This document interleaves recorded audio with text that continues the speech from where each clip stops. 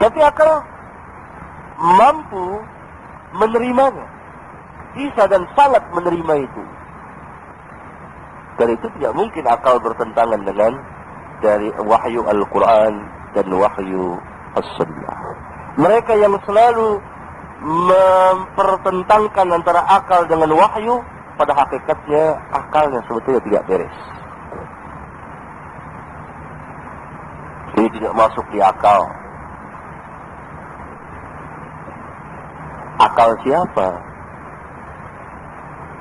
Kalau agama ini berdasarkan akal saja, timbangan akal, sesuai timbangan akal, akan rusak. Akalnya siapa? Bahkan dalam kehidupan dunia saja, kalau dalam satu masalah, semua akal manusia masuk di situ, akan rusak. Akal manusia berbeda-beda. Akalnya orang pintar dengan akalnya orang bodoh beda tidak? Beda. Akal orang kafir dengan orang mukmin beda. Bahkan akal sesama orang pintar pun beda. Nah, kalau agama berdasarkan ra'yu, berdasarkan akal semata akan terus. Bahkan tadi saya katakan masalah keduniaan. Seorang ahli teknik umpamanya, dia mengerti akalnya. Kalau urusan teknik ini yang mempergunakan akal pikiran manusia dicampuri dengan akal-akal manusia yang lain, akalnya saya yang tidak mengerti teknik, akal antum mengerti teknik ya? Enggak. Akal petani ikut campur urusan teknik, itu gimana akibatnya? Rusak. Kalau nggak sampai akalnya, itu bukan akal saja, itu berbeda tidak? Berbeda. Itu rusak dalam masalah dunia saja. Akalnya pembuat pesawat terbang beda dengan akal saya. Tidak mampu mencerna, saya tidak mampu mengikuti perkembangan akal dia. Bagaimana dia membuat kapal pesawat itu? Coba kalau saya ikut campur terjun di situ bicara, oh ini sayapnya begini, ini begini, begini. Gimana akibatnya? Nggak terbang pesawat itu.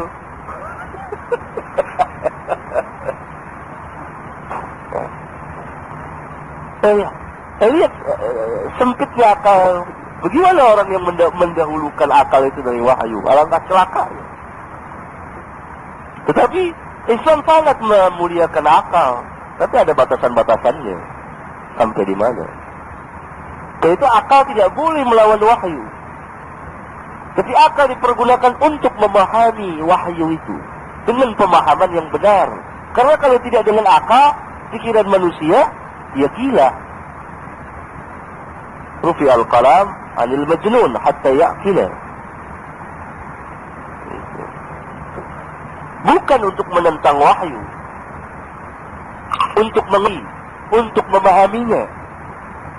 Untuk mengerti dan memahaminya pun dengan pemahaman yang benar. Ya, kita lanjutkan lagi soal jawab. Silakan, bahasan kedua di situ. Silakan kalau ada yang mau tanya. Alhamdulillah, hamdan katsiran tayyiban mubarakan fi kama yuhibbu rabbuna wa yarda. Wassalatu wassalamu ala an-nabiyil karim wa ala alihi wa ashabihi wa man ittaba'ahum bi ihsanin ila yaumiddin. Wa ba'du. Pembahasan yang ketiga, manzilatus sunnah an-nabawiyah fid din.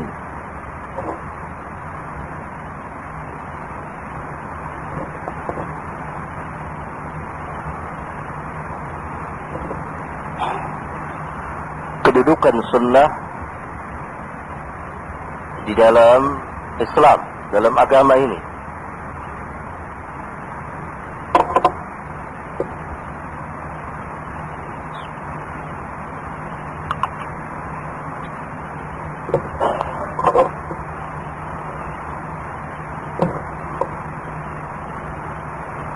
Kedudukan sunnah dalam agama sangat tinggi sekali dan tidak terpisahkan Oleh karena itu tidak boleh kita memisahkan antara Al-Quran dan Sunnah. Karena Al-Quran Al-Karim memerintahkan kita untuk taat kepada Allah dan taat kepada Rasul. Untuk taat kepada Rasul. Seperti firman Allah Subhanahu wa taala, "Man yuti'ir Rasul faqad ata'a Allah." Man yuti'ir Rasul faqad ata'a Allah. Barang siapa yang taat kepada Rasul, maka sesungguhnya dia telah taat kepada Allah. Firman Allah lagi, "Wa ma ataakumur rasul fakhudhuhu wa ma nahakum anhu fantahu." Apa-apa yang Rasul berikan kepada kamu, ambillah. Dan apa yang Rasul cegah, jauhi. Ayat yang mulia ini memerintahkan kepada kita untuk mengambil apa yang Rasulullah berikan, menerima apa yang Rasulullah SAW berikan, dan menjauhi apa yang beliau cegah atau beliau larang. Meskipun secara terperinci atau secara satuan tidak terdapat nasnya, keterangannya di dalam Al-Quran. Misal, haramnya memakai cincin emas bagi laki-laki. Hadis yang datang mengenai masalah ini banyak sekali.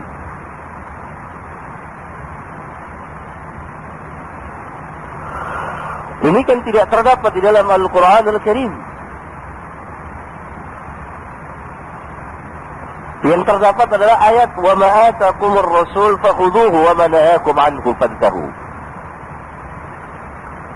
Jadi Ahlus Sunnah wal Jamaah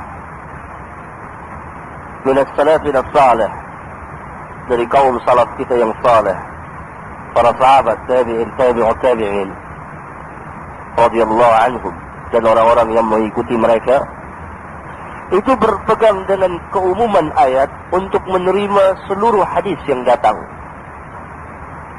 meskipun tidak tercantum nasnya dalam Al-Quran. Adapun ahlul bid'ah dari Mu'tazilah, Khawarij dan lain-lain, itu berpegang dengan keumuman dan kemutlaqan ayat yang mereka sangka umum dan mutlak untuk menolak hadis yang datang secara rinci yang tidak terdapat keterangannya dalam Al-Quran. Misalnya tentang makanan yang haram selain dari babi, hadis menerangkan setiap binatang buas yang bertaring. Ini tidak ada nas dalam Al-Quran. Al-Quran hanya menerangkan 4. Sikap Ahlus Sunnah menerima hadis itu. Kenapa mereka menerima? Karena Al-Quran sendiri memerintahkannya. Kalau hadis itu ditolak dengan ayat-ayat yang mengatakan bahwa yang haram itu hanya 4, niscaya akan bertentangan dengan ayat ini. Satu hal yang tidak mustahil bertentangan antara Quran dengan Quran. Amma ahlul bid'ah sifatnya itu memakai sebagian ayat, meninggalkan sebagian yang lain. Mereka memegang ayat yang menyatakan bahwa makanan yang haram hanya 4, tapi lupa terhadap ayat yang mulia ini. Sehingga berdasarkan ayat itu mereka menolak hadis yang datang mengenai pengharaman selain yang 4 itu. Ayat ini am, "Wa ma ataakumur rasul fakhudhuhu wa ma nahakum anhu fantahu." Di Bukhari dan Muslim ada hadis yang sangat menarik sekali. Berulang-ulang saya mempelajari fikih hadis yang mulia ini. Dari Abdullah bin Mas'ud, dia berkata bahwa Rasulullah SAW melaknat orang yang mentato dan minta ditato, yang mencukur alisnya, yang mengkikir giginya untuk merubah ciptaan Allah.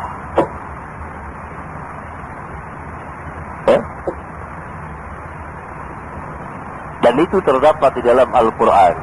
Kata dia, "Wa huwa fil Quran." Padahal kalau kita buka lembar demi lembar mushaf tidak kita dapati ayat yang menyatakan bahwa Allah mengharamkan tato, orang yang minta ditato, yang mentato alisnya, yang mengerik, mengkikir giginya supaya bagus agar bisa merubah ciptaan Allah. Ada tidak? Enggak ada. Kenapa Ibnu Mas'ud mengatakan wa huwa fil Quran? Lalu datang seorang perempuan, engkaukah yang berkata ini dan kau katakan itu ada dalam Al-Quran? Aku sudah membaca Al-Quran, tapi tidak aku dapati ayat itu. Kata Ibnu Mas'ud apa? Kalau engkau benar-benar membacanya, pasti engkau akan mendapatinya. Tidakkah engkau membaca ayat wa ma atakumur rasul fakhudhuhu wa ma nahakum anhu fantahu? Lihat fikih sahabiyun jalil Abdullah bin Mas'ud. Lihat hadisnya di Bukhari dan di Muslim. Di Bukhari bagian kitab tafsir surat apa ini? Al-Hasyr. Di Muslim di Kitabul Libas. Menarik sekali hadis tersebut. Bagaimana Ibnu Mas'ud mengatakan wa huwa fil Quran? Kenapa? Karena Quran memerintahkan untuk menerima segala yang datang dari Rasulullah sallallahu alaihi wasallam. Demikian besarnya kedudukan sunnah itu, sehingga dia sama dengan Al-Quran Al-Karim. Ibnu Mas'ud mengatakan wa huwa fil Quran. Benar. Karena tanpa sunnah, kalau kita tidak berjalan dengan sunnah, tidak bisa kita mengamalkan Al-Quran, tidak bisa kita menjalani Islam. Kita tidak akan mengenal Islam. Seluruh syariat tidak berjalan.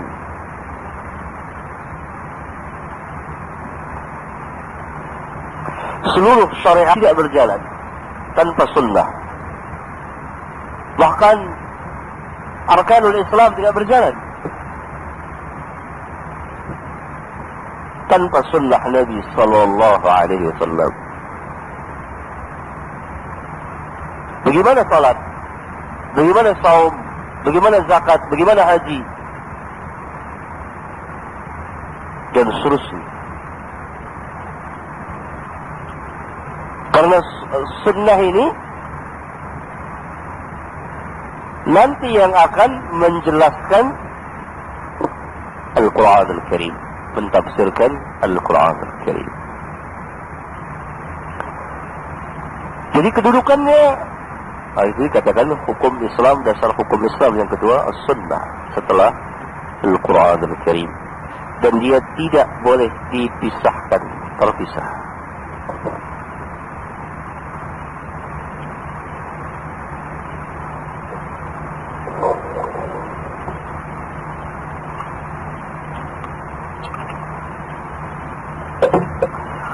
Pembahasan yang keempat ini, ketiga ini terkait dengan pembahasan yang keempat. Itu apa? Sunnah mubayyinatun lil Quran Al-Karim. Bahwa sunnah nabawiyah itu mubayyinatun lil Quran Al-Karim, memberikan bayan penjelasan terhadap Al-Quran. Kata Allah Subhanahu wa taala dalam surat An-Nahl kepada Nabi-Nya, "Wa anzalna ilaika adh-dhikra litubayyana lin-nas ma ilayhim wa la'allahum yatafakkarun." Wa anzalna ilaika adh-dhikra litubayyana lin-nas ma nuzila ilayhim wa la'allahum yatafakkarun. Kami turunkan kepada engkau Al-Quran agar supaya engkau menjelaskan kepada manusia apa yang diturunkan kepada mereka. Berarti Rasulullah sallallahu alaihi wasallam sebagai mubayyin, orang yang memberikan penjelasan terhadap Al-Quran. Apa yang dimaksud dengan penjelasan dan bagaimana cara Rasulullah sallallahu alaihi wasallam menjelaskan? Pertama, Rasulullah sallallahu alaihi wasallam menerangkan kepada manusia ayat-ayat Al-Quran secara lafziyah, lafaz. Tidak beliau sembunyikan sedikit pun juga.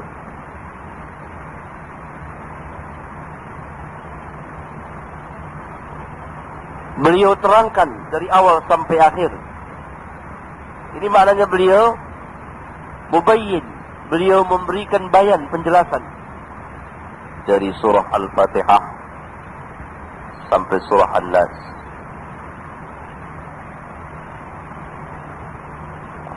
Yang kedua, beliau menerangkan maksud dari Al-Quranul Karim. Bagaimana cara beliau mentafsirkan Al-Quran, menjelaskan Al-Quran? Bagaimana cara sunnah menjelaskan Al-Quran? Apakah ayat per ayat? Tidak. Tapi secara keseluruhannya. Al-Quran perintahkan untuk beribadah kepada Allah, bertauhid, dijelaskan dalam sunnah. Al-Quran larang syirik. Apa itu syirik? Dijelaskan oleh sunnah. Al-Quran perintahkan salat, dijelaskan oleh sunnah bagaimana cara salat. Kadang-kadang ayat per ayat, kadang-kadang lafaz per lafaz. Walhasil sunnah itu adalah betul-betul penjelas, sebagai penjelas bagi Al-Quran Al-Karim. Kalau tidak ada yang menjelaskan, kalau tidak ada sunnah, maka tidak ada yang menjelaskan. Karena itu tidak boleh sembarangan mentafsirkan Al-Quran Al-Karim. Harus dengan sunnah.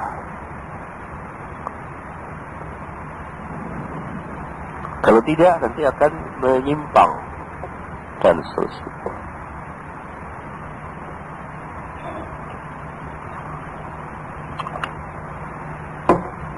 Saya ulang, litubayyina linnas, agar engkau menjelaskan kepada manusia apa yang dimaksud dengan penjelasan.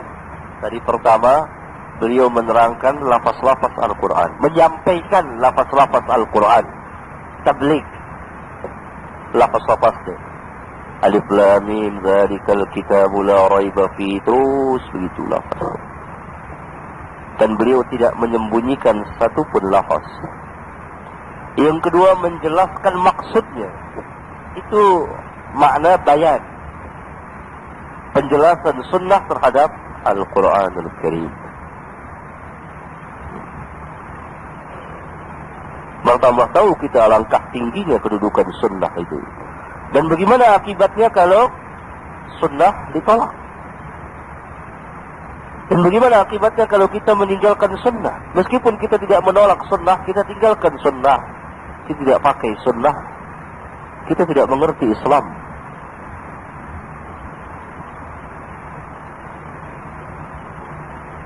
Karena yang menjelaskan Quran adalah sunnah Rasulullah sallallahu alaihi wasallam. Kan tidak mungkin kita mengenal sunnah, mengenal Quran tanpa sunnah Rasulullah sallallahu alaihi wasallam. Keadaan seperti inilah yang terjadi. Sunnah itu tidak hidup. Sunnah itu mati. Kita tinggalkan sunnah itu. Sehingga banyak di antara kaum muslimin, dan banyak sekali yang tidak mengenal Islam, tidak mengenal Al-Quran. Tidak mungkin seseorang mengenal Al-Quran tanpa sunnah, mengamalkan Al-Quran tanpa sunnah. Kata Al-Imam Al-Barbahari, perkataan yang bagus sekali di awal kitabnya Syarhus Sunnah. Dia mengatakan Al-Islamu huwa sunnah, was sunnah hiyal Islam. Al-Islam huwa sunnah. Islam itu adalah sunnah. Was sunnah hiyal Islam. Dan sunnah itu adalah Islam. Al-makna yang seorang tidak mungkin bisa mengenal sunnah, bisa mengenal Islam tanpa sunnah Nabi sallallahu alaihi wasallam. Dan menjelaskan kedudukan yang tinggi terhadap sunnah.